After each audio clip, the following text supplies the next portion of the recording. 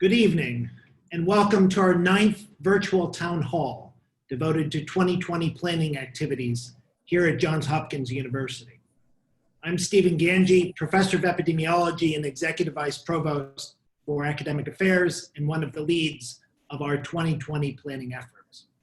I'm delighted to be moderating this session with 4 of our distinguished university leaders: Jon Links, Professor, Vice Provost, and Chief Risk and Compliance Officer; Tom McDermott, Assistant Vice Provost for Financial Aid; Alanna Shanahan, Vice Provost for Student Affairs; and Kevin Shollenberger, Vice Provost for Student Health and Well-Being. The goal of this town hall is to discuss issues and answer questions about our fall plans for undergraduates. As you know, significant preparations were underway for a safe return to campus when we shared our initial plans at the end of June. We had hoped that the sacrifices that we're all making would sustain the trends in reducing the community transmission of COVID-19 that we saw at that time, so that we could resume activities with greater density, in-person classes, residential living, and other expanded use of Johns Hopkins facilities, all with proper safety protocols. Unfortunately, the trends in the domestic epidemic have worsened since that time, with data pointing to continued community transmission, both locally here in Baltimore, as well as other states across the country. With the health and safety of our students, faculty, staff, and neighbors in the broader Baltimore community foremost in mind, we undertook extensive consultation with our University Pandemic Academic Advisory Committee, our Student Advisory Committee, and Health Advisory Group about a wide range of alternatives in the face of these accumulating data. Informed by these consultations, we reluctantly came to the necessary decision to change course and move to virtual modalities, as announced in the email from university leadership last Thursday. We are asking all undergraduates not to come to Baltimore at this time, as we will not be conducting academic or co-curricular activities on campus. In our announcement for today's session, we asked you to send questions beforehand and have appreciated the many that we've received about our fall plans. Below this screen is also a box that will allow you to send in questions in real time. We will answer as many of these questions as we can. Like our other sessions, this town hall is being recorded and will be available for asynchronous viewing. We will also use the questions that we've received to expand our FAQ documents on the website. So let's get started. We're going to start with Tom McDermott to talk about financials and financial aid. Tom, can I turn things over to you? Thanks, Stephen. Good evening, everyone. I know that many of you have questions about how your choice of housing will impact your financial aid. I'll start off with a brief summary of how the choice of housing and the lower fall tuition rate will impact students who receive need-based aid. If you were a student who was planning to live off campus and ultimately decide to live off campus, your financial aid package already includes an allowance for off-campus living expenses. The only change you will see to your aid is an adjustment to reflect the 10% reduction to fall tuition. If you're a student who would like to break your off-campus lease in order to live at home with your family, financial aid will provide assistance with the lease breakage fee. We will also provide a live-at-home allowance for the fall semester. Students will be asked to provide the financial aid office with a copy of their lease. Some students may decide to maintain their off-campus lease, but still wish to live at home with their family in the fall. A student might choose this option so that they do not need to look for off-campus housing in the spring, when we hope to welcome students back to campus. In those cases, financial aid will continue to cover the off-campus living expenses and will also provide a live-at-home allowance for the fall semester. Students who choose this option must also provide financial aid with a copy of their lease. The scenarios that I just walked through apply to students who receive need-based financial aid. However, any student, even those not currently receiving aid, can request help if they are facing expenses that will create a financial hardship.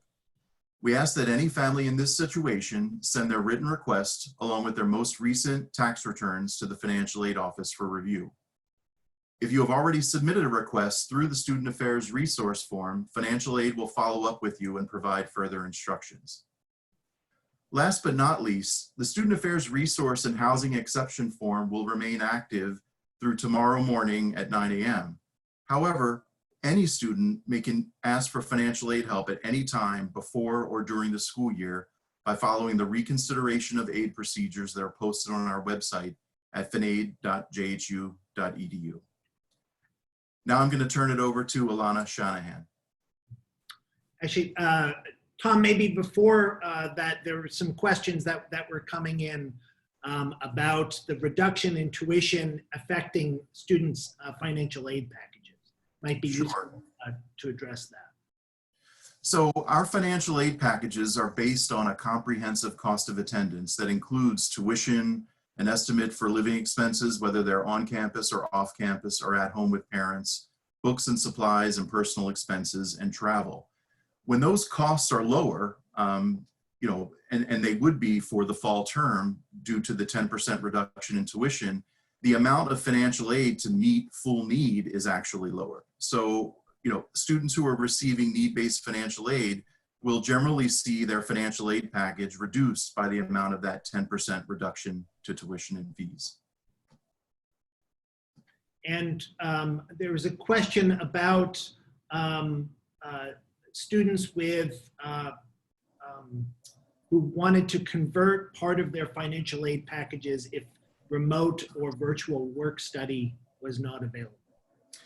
Sure, so that's a great question. We are planning to have a robust remote student employment plan for the fall semester. And it's our hope that many academic and departments on campus will hire students in remote capacities.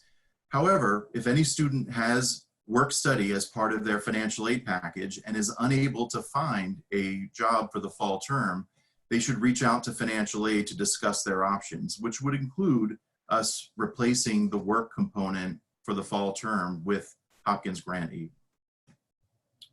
And another question is, as some students are asking about when they could expect aid to be dispersed.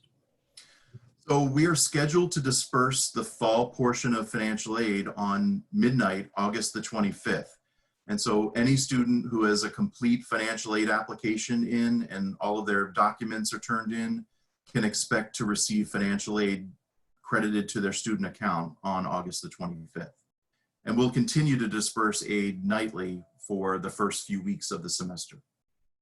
And if a student had already accepted financial loans as part of their payment plan, what will happen with them? So it really depends on the individual student's circumstances. In general, though, if costs are lower because students are living at home versus on campus or off campus in Charles Village, financial aid would need to be adjusted, and that may very well include student and parent loans. So that brings up some of the questions about students who've signed contracts with off-campus apartments. Do you want to talk about, our plans regarding that issue?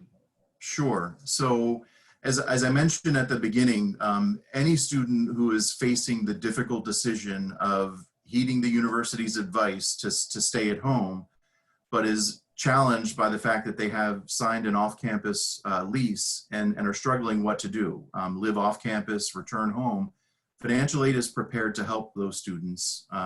We will be prioritizing students who currently receive financial aid. However, any student who really is viewing this change as a hardship can request assistance. And by submitting their written request, either through the resource form that Student Affairs is hosting through 9 a.m. tomorrow, or by following the reconsideration of financial aid process that is posted on finaid.jhu.edu. Okay, great. One last question, Tom, around these issues. There were questions about whether Johns Hopkins would refund any particular plane tickets or other costs. Do you want to address that? Sure. So we're prepared in financial aid to help families who are facing an unexpected cost or an expense that creates a hardship of any kind. And so we ask that those families submit their request in writing to financial aid along with proof, meaning receipts, evidence that they can't get a refund on an airline ticket. And financial aid will work with that family to determine the level of support and an answer. We'll do that as quickly as possible as families submit those requests to us. Great. Thank you very much, Tom. Alanna, maybe we could shift to talk about campus and student life issues. I know a number of students have been asking about what campus services will be available in light of our current pivot. And maybe you could start by talking about that. Sure, Stephen. So as we think about campus facilities and amenities, appreciate that they will be closed. Undergraduates won't have access to buildings like Brody and the library in ways they've become accustomed. They won't have access to the rec center. They won't have access really to campus buildings. What they will have access to, though, is the myriad of services that we offer on an annual basis, but in a remote format, in a virtual format. So whether it's accessing resources provided by Kevin's team in the wellness portfolio, or whether it's accessing resources from our student outreach and support team, or from the counseling center, or from academic advising, financial aid, obviously Tom's shop, but all of these resources that support students, our academic advising teams, they will all be available via phone call, Zoom appointments. Most of the offices will be open from 8:30 to 5 daily. And again, welcome the opportunity to connect with students. So while our physical campus will be limited as far as access, your access to staff professionals and resources will continue to be significant. And again, we'll do our best to accommodate questions that you have and time you feel is best spent working with a staff professional to advance your Hopkins experience, even remotely. And it's probably worth pointing out that many of our services, pivoted to online remote since the spring and have been working in that capacity and have been refining their approaches since then. Absolutely. Some of the work with Kevin's team and telehealth and even in our life design portfolio that had transitioned to a lot of virtual experiences even pre-COVID, continue to be robust offerings. So you mentioned, a number of the facilities will be closed. I know a number of questions have come in regarding dining options for students who are off-site. Do you want to talk about that? Sure. So as hopefully many of you know, we will be hosting a limited number of undergraduates on campus. And those are students who really face hardship living in their home environment. So I actually should start maybe by mentioning that. I want to be sure that our undergraduate community understands that if living at home creates a significant hardship where you struggle to really advance an academic learning environment, we do want to hear from you, because we do intend to house some students on campus who would really struggle to advance their academic career in their home environment. That is the resource application form many have talked about on this call previously. We're hopeful to see that form in our office by 9 a.m. tomorrow morning, but that's an opportunity to share your story as to why you may need to kind of reside on our campus. So that's sort of the first piece. Kind of as we think about dining, the dining experience that we will provide will happen in Nolan's and will really only service those individuals that live on campus. That is our means by which we service that limited population of students who are facing hardship in their home environment that choose to live with us and get approved by the student affairs team. So Nolan's limited, only open to students who reside on campus. Other kind of campus dining options like Levering Hall, unfortunately, will not be open. And again, this is just yet another moment to try to really encourage students to reside at home. We appreciate it's a little challenging, but we're hopeful that you'll heed some of this advice. And again, we'll only provide dining services for those residing on campus. So you mentioned very limited number of students on campus for fall. And while we really don't know what the spring will be like, there have been a number of questions and concerns from students who may be thinking ahead to spring. Do you want to just talk about some of the planning that has gone on regarding housing options if we're allowed to return in the spring? Yeah, so hopefully many students are now aware of the fact that this housing hardship process, for those students that really struggle to have a conducive learning environment at home, that opportunity is open to all undergraduates. The one challenge we face is that it's only open to juniors and seniors for the fall semester, at least to start. And part of that is to protect our ability to consider a full return of our first and second year students, obviously our full undergraduate population spring semester, given that we do require, in general circumstances, our first and second year students to reside on campus. So first and second year students that request that hardship to live in on-campus housing, that housing would be available for the full year. For our juniors and seniors, it would be available for the fall, but also appreciate, again, we'll want to work with those juniors and seniors come spring, especially if we're obviously back in person and on campus, whether that's helping them secure off-campus housing through our Office of Off-Campus Housing, or just helping them kind of consider some other alternatives. So our hope is to work with any students, obviously, through this transition between the semesters. Great. A number of questions have come in regarding security, campus security, what changes might be occurring given there won't be the density of students on campus. Absolutely, and I was able to confer with my security colleagues, so let me share the information they supplied. So obviously students, faculty, staff, and surrounding community is our security priority. And while the university may have shifted academic instruction to online, the deployment of safety and security officers has and will remain at normal levels.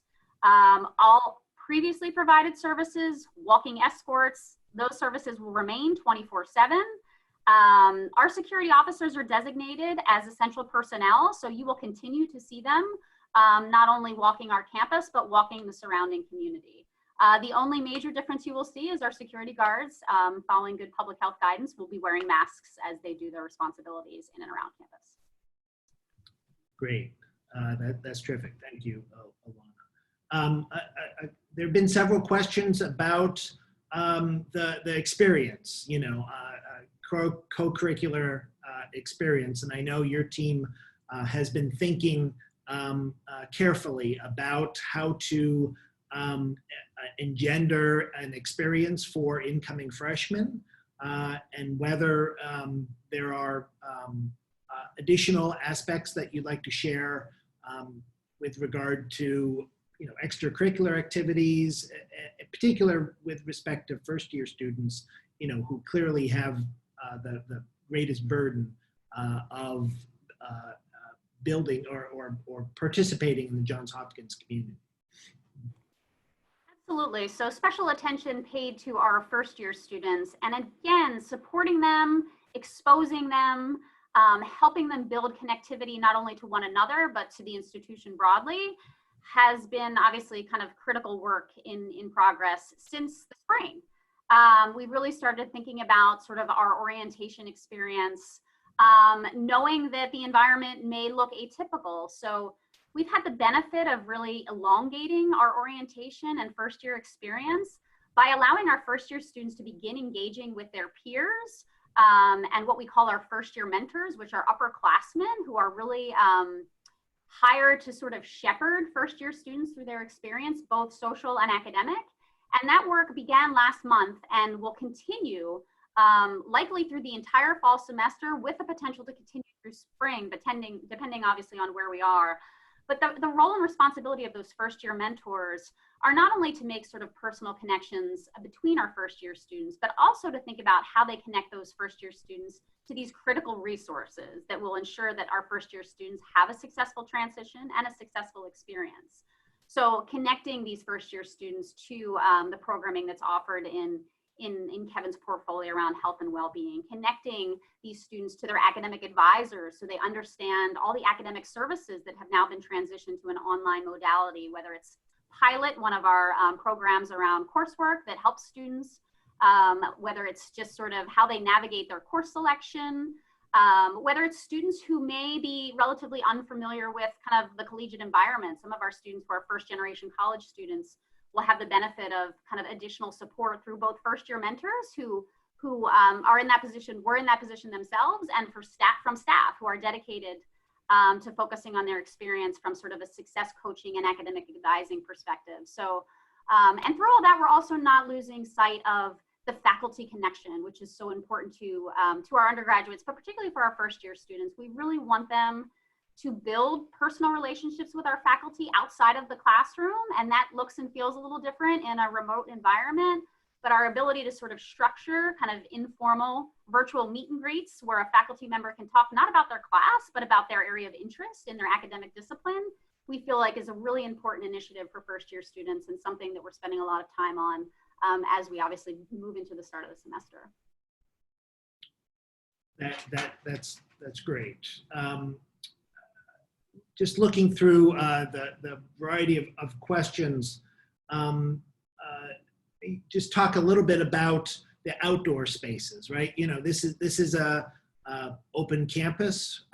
Many students may want, you know, to or think about coming to campus. Do you want to talk about what will and will not be permitted, as well as perhaps some of the expectations for the students who would be here on campus? Yeah, again, our hope is that our students are quite cognizant, obviously, of the public health challenges we face. Even as you mentioned, it is a public and open campus. We don't plan to have security guards around our campus boundaries, turning people away.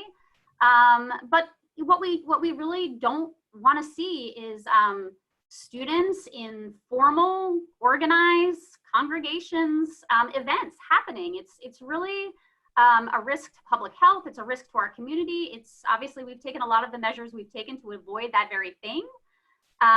You know, 2 or 3 students want to walk across campus and share a meal physically distanced, masked, when they're not taking a bite of their sandwich.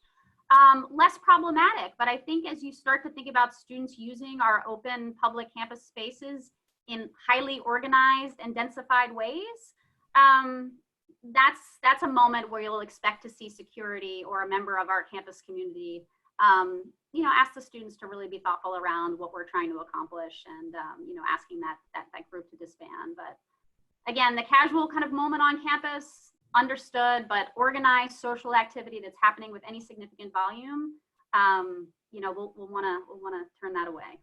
Yeah, and as you said, you know, we're monitoring this. Campus security, health monitors, you know, are part of our planning and are being rolled out even now.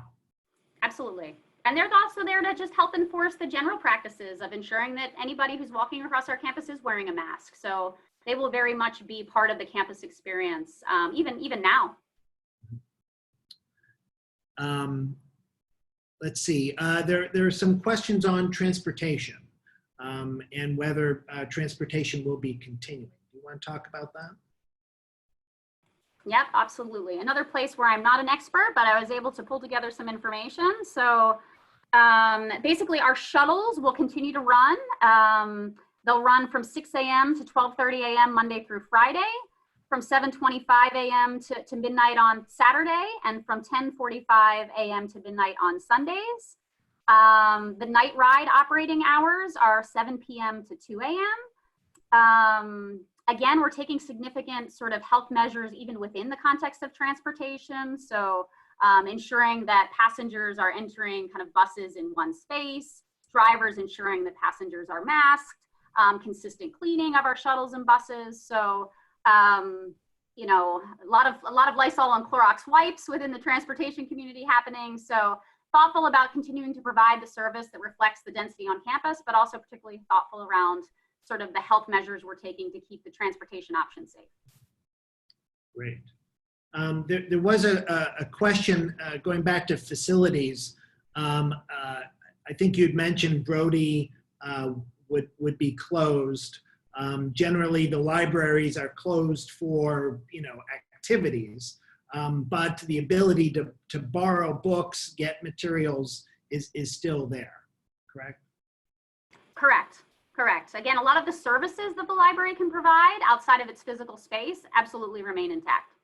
Yeah. And you know, I know that they've been working hard at, you know, finding what they can do virtually, as well as, you know, expand their services to you know, students who are remote to campus. You know, the library, you know, has exploded in various services in that over the years, and I think are continuing to work to develop and respond to the needs of students.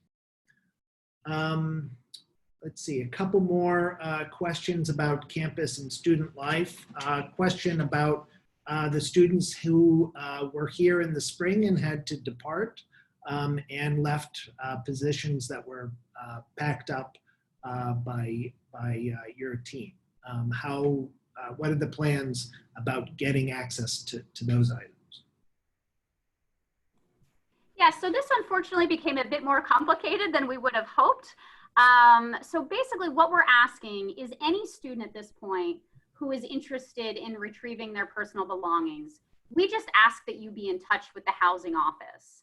This experience will very much need to be a personalized experience at this point. So working with you individually to determine when might be a safe time for you to come to campus, when it might be possible to decouple your belongings from your roommate's belongings. That's a bit of a hardship for those of you that shared a room. So we just ask at this point that you reach out directly to housing to talk about your preference as far as retrieving your personal belongings. And those could include preferences that, hey, you know, just hold tight, hold on to them until spring semester, and we're hopeful to be back on campus in person. It could involve a level of shipping, assuming there's clarity in personal belongings. So again, we just encourage students outreach to the housing office directly to work through that challenge. Just looking at some of the questions that have come in, there was a question about services and how freshmen will know about them. You know, I presume, as you said, this is part of orientation activities, and you know, we are still several weeks out from the beginning of class, and I know that many of our service groups are planning to revise their own service websites and other ways of communicating with students. But do you want to just talk a little bit more about other ways freshmen can learn about what's available for them? Yeah, so this is, this is sort of the primary task of our first year mentors, particularly at this very initial kind of stage, what I would call summer into the first kind of month of September, where they are keenly focused on how they connect students with resources. And again, resources defined broadly, whether they're academic, health and well-being, research related. And it's, you know, even with this interesting, well, this pivot to kind of online, we're still actually employing a cadre of RAs who we also, you know, are partnering with first year mentors, but also trying to provide community building within the context of having yet another student who has experienced life on the Hopkins campus that can help connect them to people or to resources. So the RAs are even a further extension of a network of individuals that's supporting first years, even though, again, you think of RAs just in the context of a physical building and a dorm experience, we're actually leveraging a percentage of RAs to do this work remotely because we think this connectivity for our first year students is just so critical. And again, that connectivity, the programming is student to student, student to upperclassmen, student to professional staff, student to faculty. We need to see all of that happening for our first years.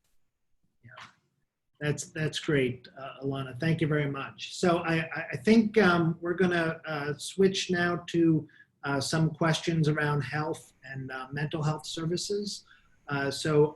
Kevin, perhaps you could start by talking about we've done quite a bit of work over the last several weeks for building out these services, and talk about what will be available for them, both regardless of their location and elsewhere. Great. Sure. Thanks, Stephen. Yes, so we've received a lot of questions around what services, both our counseling services, our well-being services, our primary care services that will be available. And the first thing I want to say is I really encourage people to go to our website, wellness.jhu.edu, which really provides our students with a comprehensive resource guide of wellness offerings. And that is everything from weekly meditation sessions to online yoga to how to sign up for our popular Calm app, which we have almost 10,000 subscribers to that app. And so the wellness website is really the best place to get those resources. We, much like we did in the spring and the summer, our counseling center will offer workshops on things like stress management, and other kinds of skill building workshops. We have gotten questions about, particularly if our counseling center and our student health center will be open. Both of those centers are currently open and will be open in the fall, but I want to stress what Alanna said in that the majority of those services will be through telehealth and telecounseling services. So most of them will be online unless the physician determines that it's kind of a more urgent situation that would require kind of an in-person visit. I want to just say for those students who continue to be in Maryland, I really encourage them to continue to use our counseling center and our health center through our telemedicine and telecounseling program. If you are out of state, I still encourage you to call those two services so they can really work with you on how we can best serve you. It does depend a little bit state by state, because there are some state laws that do restrict the level of services that we can provide you. And so we can have those conversations with you. Given that there are some out-of-state restrictions, we did last spring partner with Timely MD. That was something that we started last April, and we will continue that service at least through January 24th. And what that is our students free of charge can call what we're calling 24/7 talk if they wanted to talk to a counselor. And they can also call that line and schedule online, ongoing counseling appointments. Again, it would be virtual, but it'd be someone who is licensed in their state. And again, those are free services. And all of that is on the website. And we will be sending out some more information in the next week or so. Again, just re-emphasizing what those services are and how you can access them. Similarly, our health center, like I said, continues to be open, but really through a telemedicine platform, unless there are some kind of more immediate or urgent care needs where we might need to see you in person. So, oh, go ahead. I was, just looking through questions. There are questions from those students who may be living off campus. Do you want to talk a little bit about any aspects of health and wellness specific for them? Sure. So if they are off campus, but in the Charles Village neighborhood or in Baltimore, we will continue to serve those students again through kind of a telemedicine, telecounseling service. I think one of the questions, Stephen, I see here that we've gotten a lot is around testing, and if a student is feeling ill or feels that they have symptoms that are COVID-19 related or that they've been exposed, that we do have services available to our students who are in Baltimore. For the students who are returning, you may already know this, so our new students, This summer, we set up the Johns Hopkins Covet call center, and that is the main line that is staffed by our nursing staff that will talk to you and really kind of go through a series of questions with you around your symptoms and determine based on that conversation if you need to be tested, and will help you schedule a COVID test.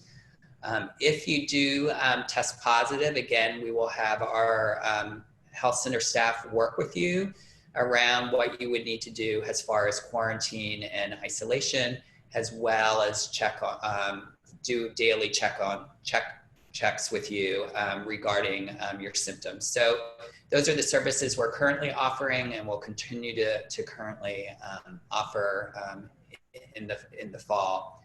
I do want to share, since Alanna had said that there will be a process for students to apply for an exception to live in the residence halls, that any of those students who are living in our residence halls, they will need to agree to go through our testing program and and I want to share a little bit around what they should expect.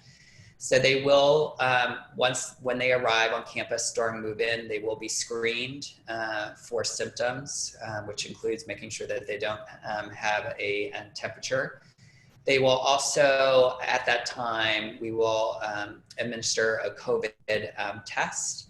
And we are also requiring that all of our students who are in the residence halls get the yearly influenza or flu vaccine. The students who are in our residence halls will then also be tested twice a week. And so that is part of the agreement if they live in housing that they participate in those testing requirements. And it's, probably worth noting the Johns Hopkins COVID Center, JHCCC, is a university-wide service and, is there to help students, staff, and faculty, correct? That's correct. It's for all Johns Hopkins affiliates. Certainly, if you're out of state, you're welcome to call the JHCCC. What they'll be able to do is just give you some advice. Unfortunately, they will not be able to schedule testing for you. If you're out of state, we really encourage you to use your primary physician who can help you locate a local testing site. There were some questions about mental health strain. I think we all recognize that all of us are under increased strain and are asking about the resources that we have in place to help with that. Yeah. So there are a number of popular online resources that I really encourage our students to check out. One, which I did mention, probably our most popular, is our COM app. We have an institutional membership to that. So if you, again, go onto our website, it will have a special sign-in procedure, so you don't have to pay for that service. And that has everything from stress reduction techniques to, probably the most popular are the meditation program and the sleep stories. So that is one option. We also have another program called Silver Cloud, which is kind of a guided, coached, but self-directed behavioral health program that, again, really helps students if you're feeling levels of anxiety or depression, that gives you skills to help you kind of navigate and your own mental health. So I really encourage you to use those. And then again, like I said, we will continue to provide telecounseling services. And if you're in a state where unfortunately we can't provide those, we will make sure that you have access to the timely MD services, which again is free counseling service in your respective state, although it is virtual. Just a couple of other questions. One that I just saw that relates to testing about are we doing rapid testing? as part of our testing?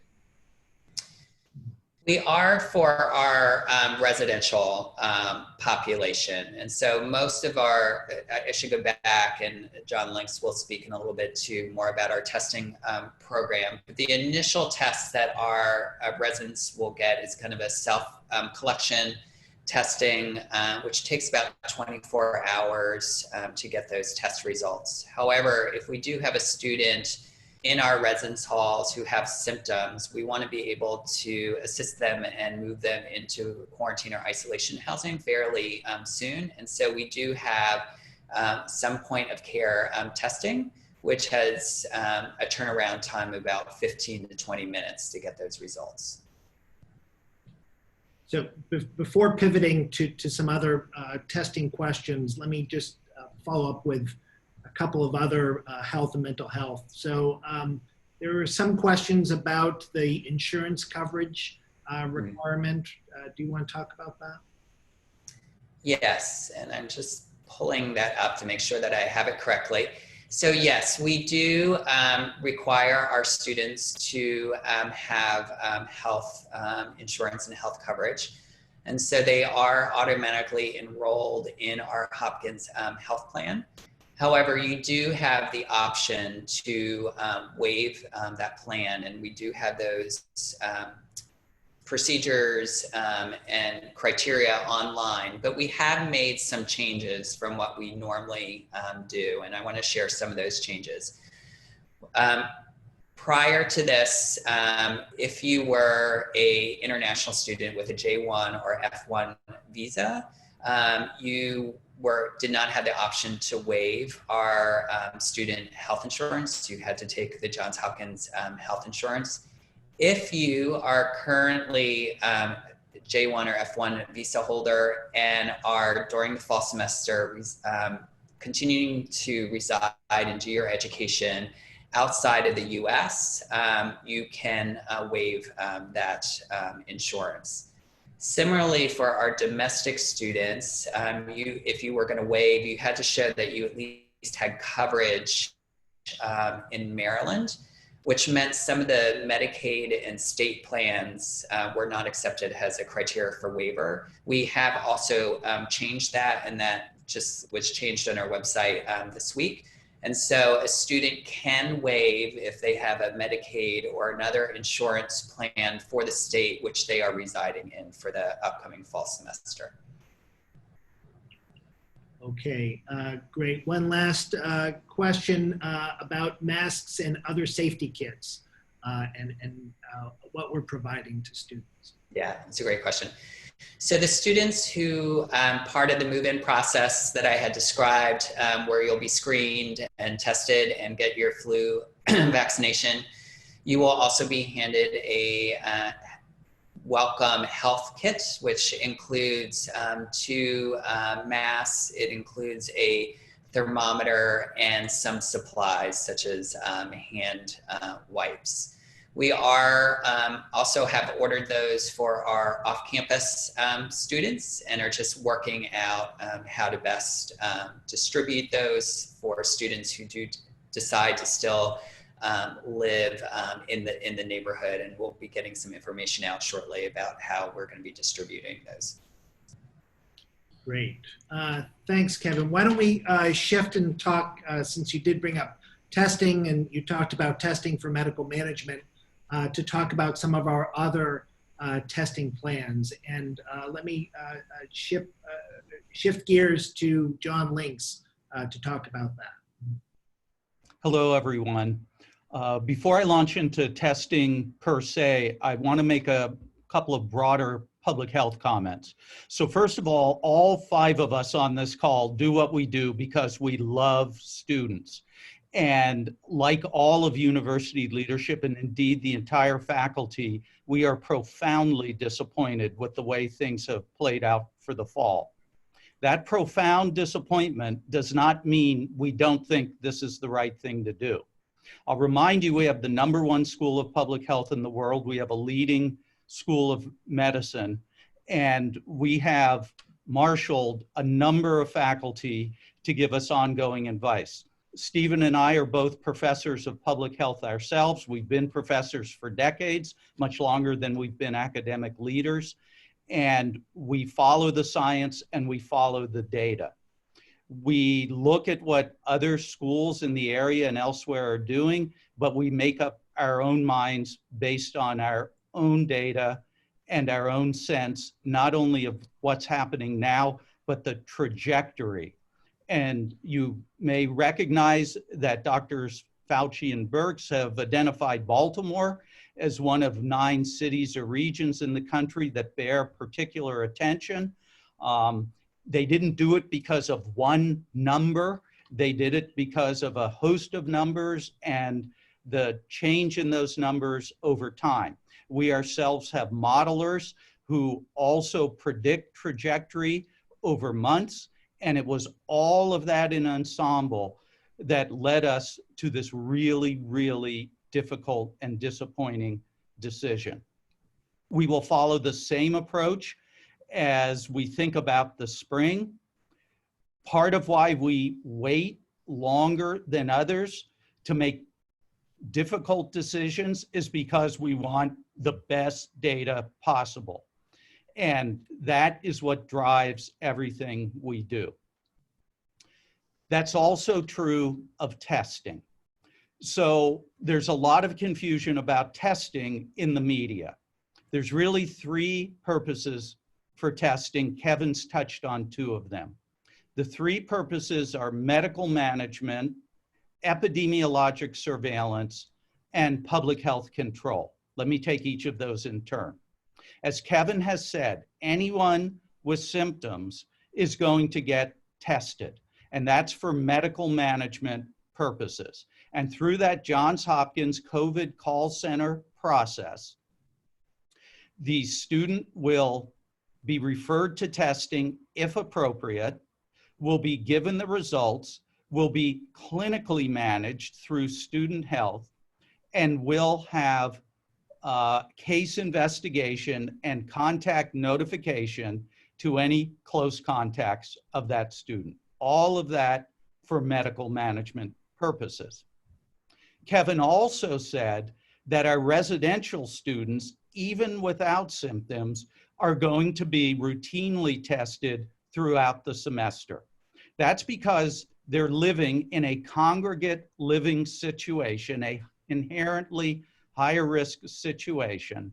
And so for public health control purposes, they will be tested routinely.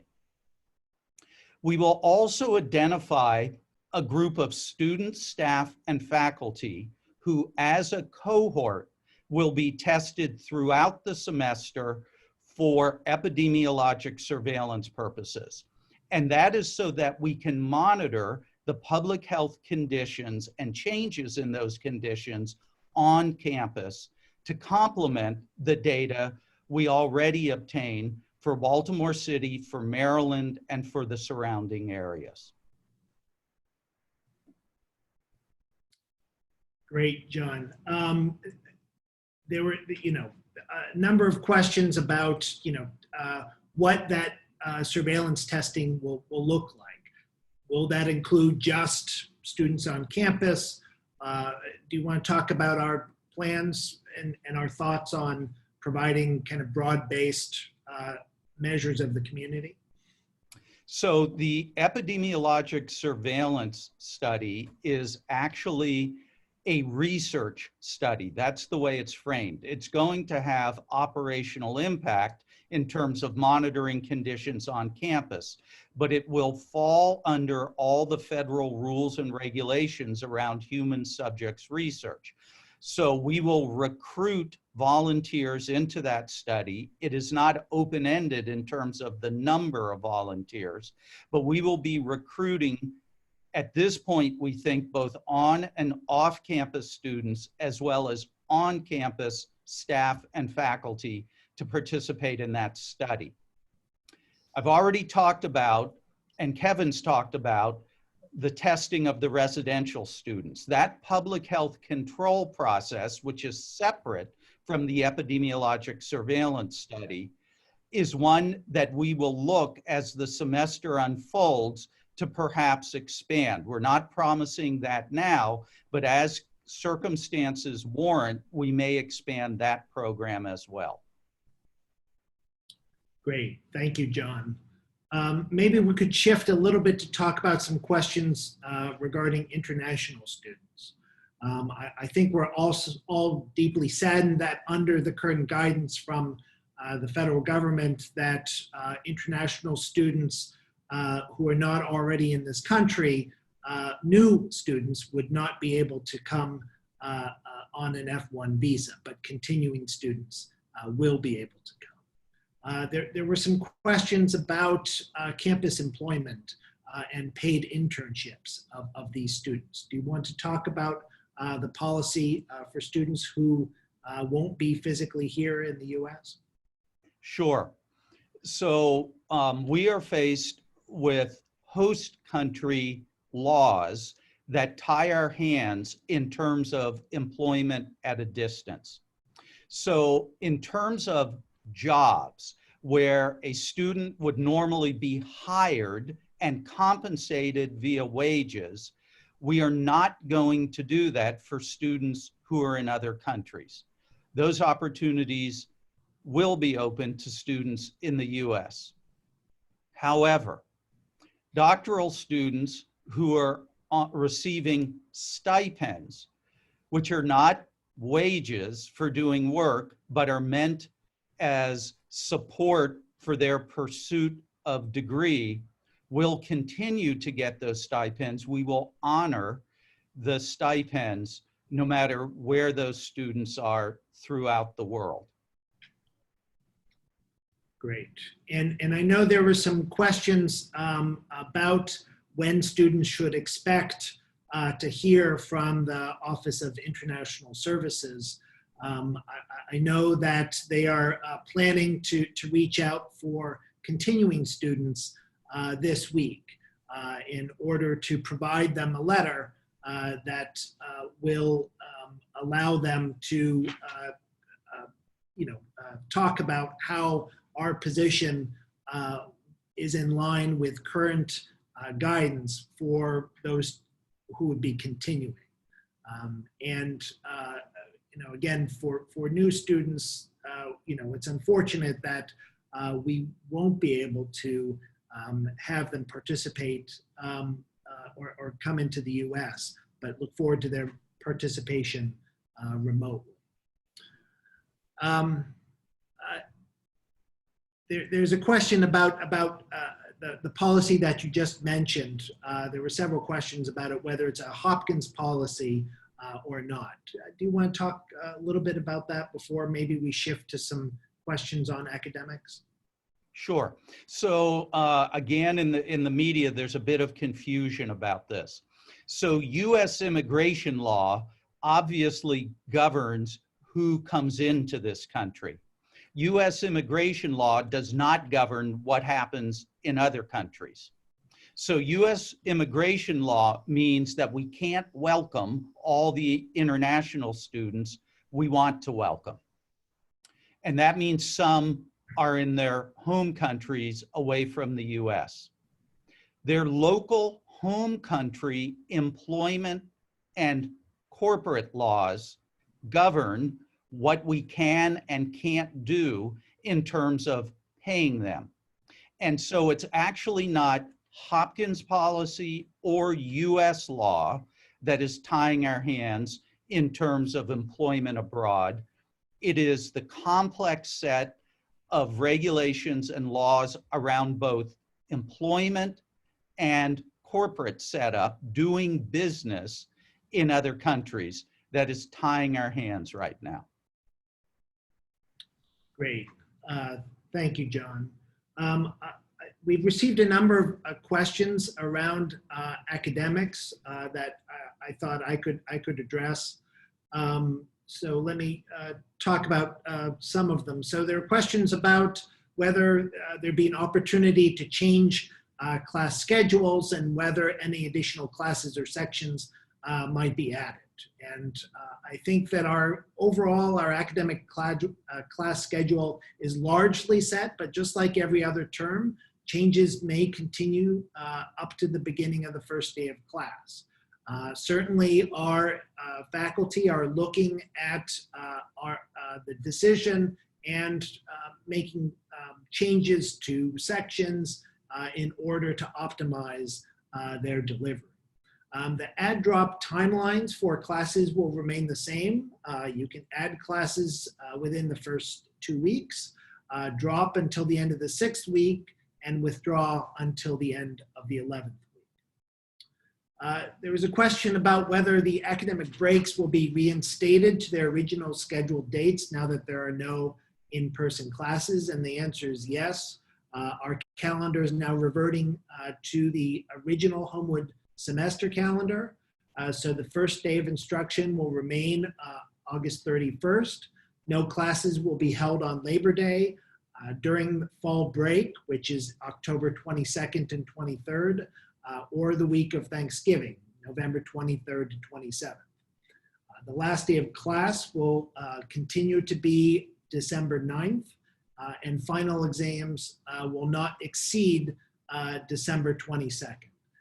The vice deans and other academic leadership of the Whiting and Krieger schools are just currently evaluating the final exam schedule.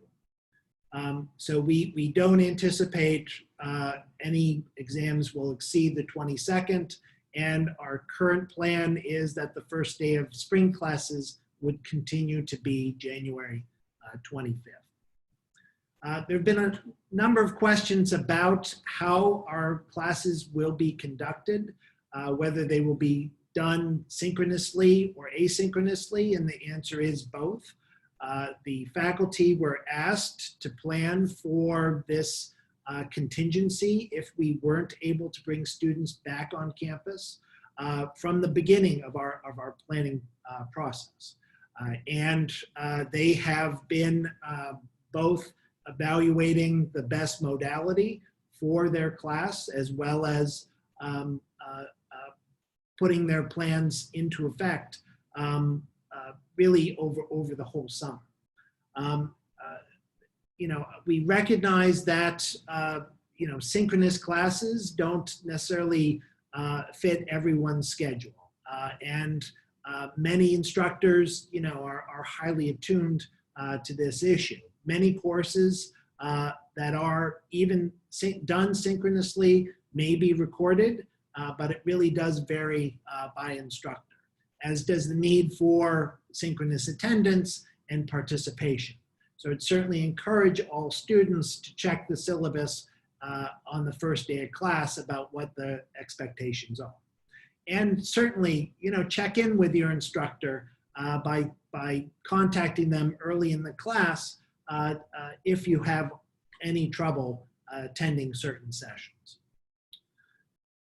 There were a number of questions about deferral or leave of absence. And I think the important point here is our deferral processes and policies and our leave of absence policies remain the same, even though we're going online. Deferrals are granted on an individual basis for 1 or 2 year periods. And our expectation is that students would not be studying in another institution and expecting to transfer those credits into Hopkins. That's been a longstanding policy of our undergraduate schools and will continue for the fall. The request for leave is aligned with our add drop dates. So if you, for example, want to apply for leave, you have up until the last day to drop classes to communicate that decision. And that may be an opportunity if students want to try initially with an online modality, and if we certainly hope that all of the preparation that our faculty and academic staff are doing will meet their expectations and ensure that they're able to get a high quality experience. But if they find that during that first several weeks that it isn't an experience that is appropriate for them, they should follow the existing leave of absence or deferral policy. There were some questions about whether students could enroll part-time or take a reduced load. And it should be pointed out, we expect students to be full-time, to take a minimum of 12 credits, unless you have applied through Student Disability Services for a reduced course load accommodation. So I would encourage students who may have concerns or other needs of leave of absence, emergency or medical leave of absence, to look at the policies that are in place, which will remain the same. A number of questions have come up about grading options. Our academic council has recommended that pass-fail or SU grading be the default grading modality in the fall semester, but that students be permitted to opt for standard letter grading. Like last spring, pass-fail SU grading will count for required courses. There were several questions about Dean's List. There were several questions about when students would have to decide when to choose that letter grading or SU option. Those decisions haven't been decided yet and will be communicated before the first day of class. There were questions, several questions about scheduled labs, lab courses. Would they also be done remotely? And the answer is yes. All of our classes will be conducted remotely if they can be, if that modality works for instruction. There may be some classes, particularly elective classes, that aren't offered for the fall term. Those changes, will be put into SIS in due order, certainly before the first day of class. We've previously noted that there were 4 classes that were required to be in person. And I should say that the instructors for those classes have already prepared for this eventuality, and either those classes will be canceled because they can't be given in that modality, or restructured for remote or online delivery. It's important, and we've seen a number of questions from students of concern about whether they would be able to graduate because of this pivot. And I think it's fair to provide some reassurance that our faculty and the dean's offices, academic advising, and other academic staff are all highly attuned and aware of the gravity of the situation, and doing everything they can to ensure that every student will be able to graduate regardless of our pivot. In some cases that may be, some courses are substituted when for courses that can't be offered or just don't meet the expectations of the programs. And so a lot of work, by our staff is going on to ensure that no student will be penalized because of any of these shifts. There were some also questions, very specific questions about how many classes to take. Again, we have a full-time course load standard of 12 credits, but we really encourage you to work with academic advising to find the right schedule for your needs. And appropriate academic progress.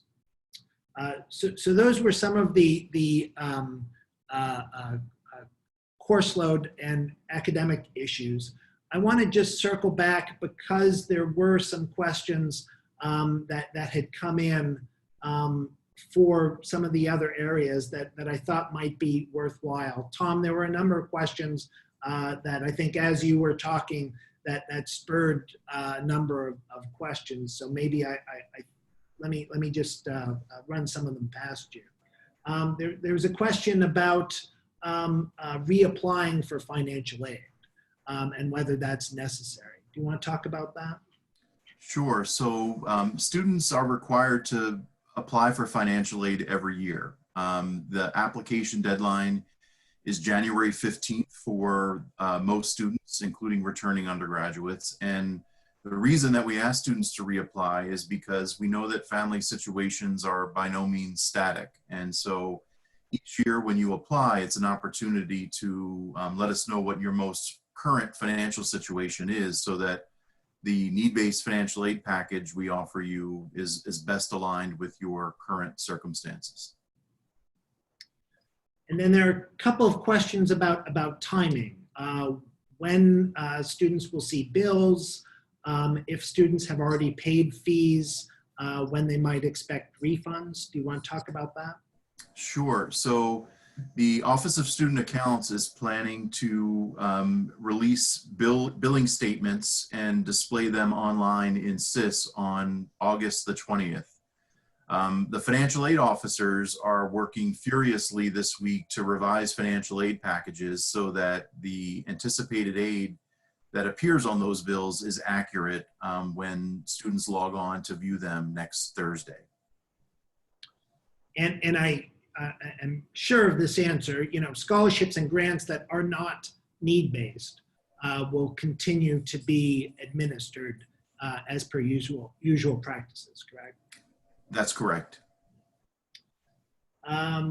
Just a couple of other questions that came in. You mentioned providing the financial aid office a copy of a lease. The mechanisms for doing that are the procedures for that on the financial aid website? Yes, so students can go to the forms page on finaid.jhu.edu and click on the link to upload securely any documents that we need, which would include a copy of their lease, or for families that need to provide us with their most recent tax return, they can use the same tool to submit those as well. And there was one question about CARES Act disbursements, whether we're anticipating any further disbursements there.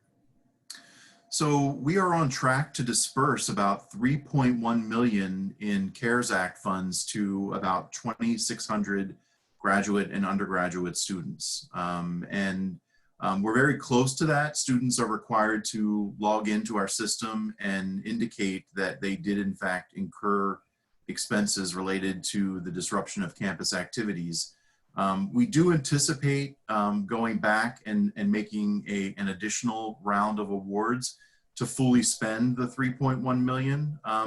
And we've also applied to receive the second tranche of funding through CARES Act, and the university is working with the leadership team to develop plans for how we would use those funds to support students. And one question that just came in, if a student chooses to stay home and receive aid, is there a deadline for them to be moved out of their Baltimore apartment? So I don't know the answer to that question. I suspect the answer varies by the facility of the building in the terms of the lease. Certainly from a financial aid standpoint, we want to support the student,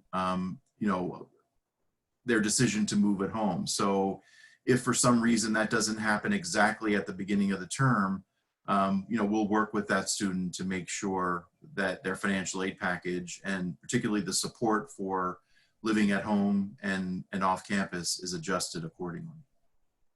Great, thank you. Alanna, just a couple of additional questions there were questions about what buildings students would be put into if they are here on campus.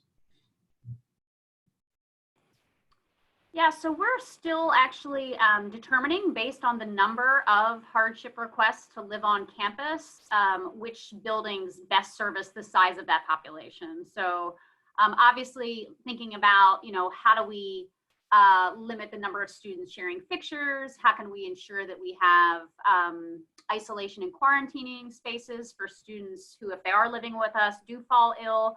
So, we have obviously several models at work now, but we're waiting to see actually how many students we have to accommodate before determining which buildings will house which activities. Great.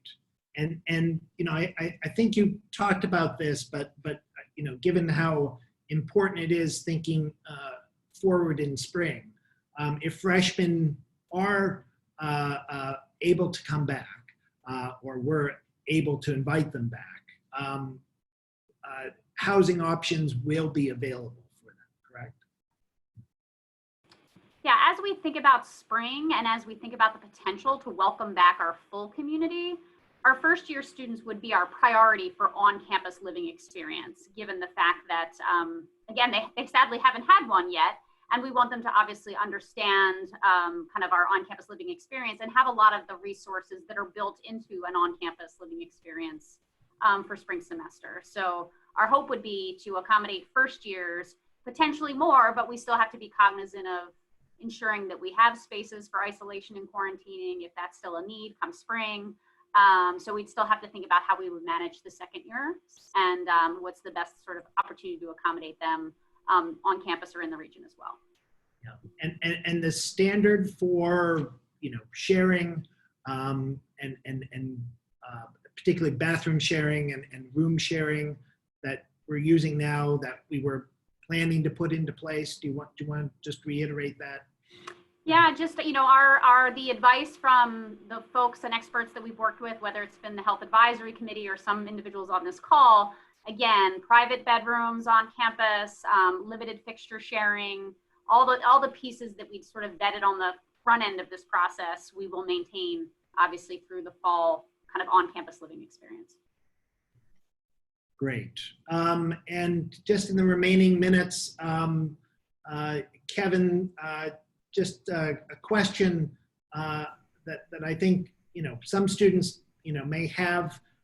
If they have declined the Hopkins health plan, right? Can they still get a COVID test, particularly if they have symptoms while on campus? Do you want to address that? Yeah, it's a great question. So even if they decline the JHU health insurance, the services of both the Student Health Center as well as the Hopkins COVID call center, which includes testing, are still available to those students.